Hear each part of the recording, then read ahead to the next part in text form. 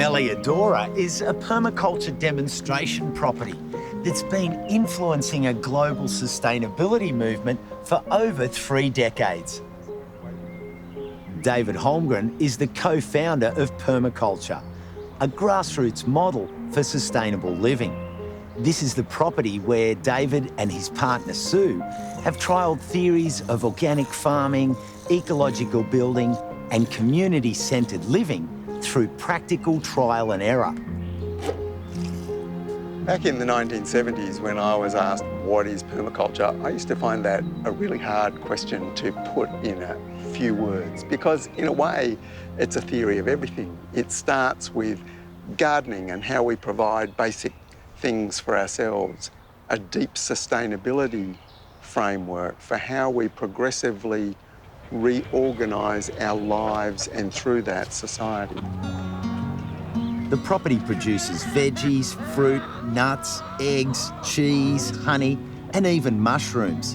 An organic bounty that provides for the 3 homes situated here. Beside David and Sue in the main house, Kirsten and Nick live with their young son Asher in the studio cottage and Brenna in a tiny house. They all share the labour of the property. So a lot of what we've done here is relevant to small rural properties, but it's also relevant back into suburbia. But of course, the underlying ethics and principles apply everywhere. It was over 20 years ago that Gardening Australia came out and visited Melliodora. And even back then, the garden was bursting with productive plants and clever design. And you should see the vegetables in here. Tomatoes, carrots, celery, lettuce, beans, everything to make a happy family meal. So how's the garden after all these years? Oh, well, it's, had its ups and downs, but it's still producing. It's changed. The garden behind us here is more, I'd characterise it almost like a market garden. The more bio-intensive rows that are accessible, careful spacing and pruning. Kirsten, in being really now the primary gardener, that's more her style of gardening. Whereas this other one over here, a lot of people say, oh, that's more like a permaculture garden. It's wild, and it's all mixture of things, and some of them are self-sown, some of them are planted. But in terms of how much productivity usefully that you can harvest out of a limited area, sometimes a bit wasteful of space. Does it actually suit that sort of wild mixed system, or is it something you really want to train and carefully manage? I love your hedge of comfrey along the path. Yeah, the comfrey is grabbing the water and nutrients that are leaching out of this irrigated garden bed behind the stone wall, and it's great for grabbing to feed to the chooks. It's really high protein, fantastic for them, and we also do a big cut of it and then make liquid manure fertiliser out of it because it's full of nutrients. The pear tree. This is the emotional reason why we bought the property, apart from all the practical reasons. It was the biggest pear tree I'd ever seen in Victoria. We believe it's planted in the 1860s, long before the title was created. That's amazing.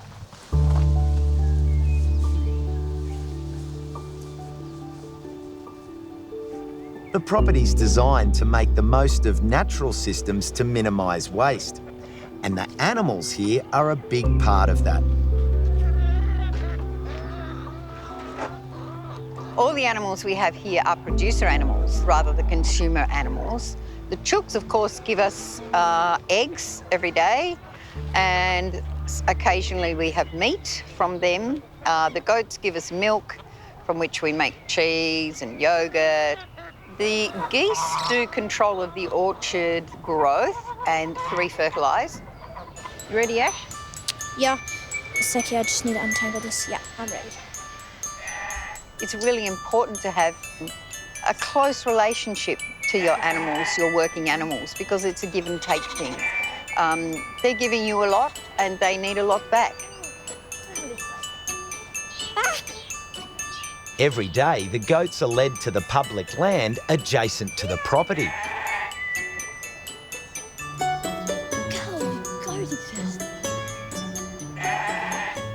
Keep it going. Stay.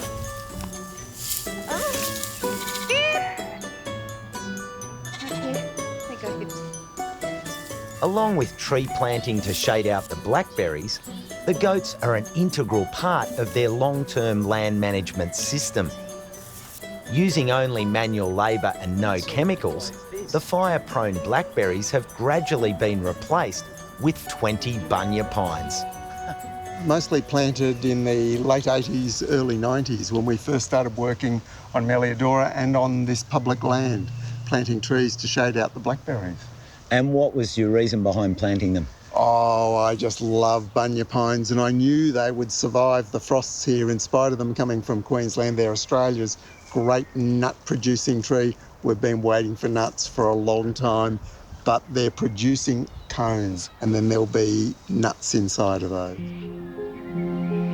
The experience of growing food that you then eat is an incredibly empowering experience, and it's a part of the reason that so many Australians garden. Well, in the last 10 years, a lot of my focus has moved back from the broad acre, big potential of rural Australia back to suburbia.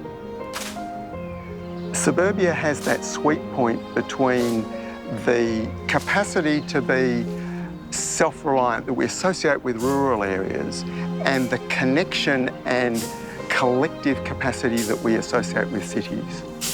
And I think it's that sweet edge between those.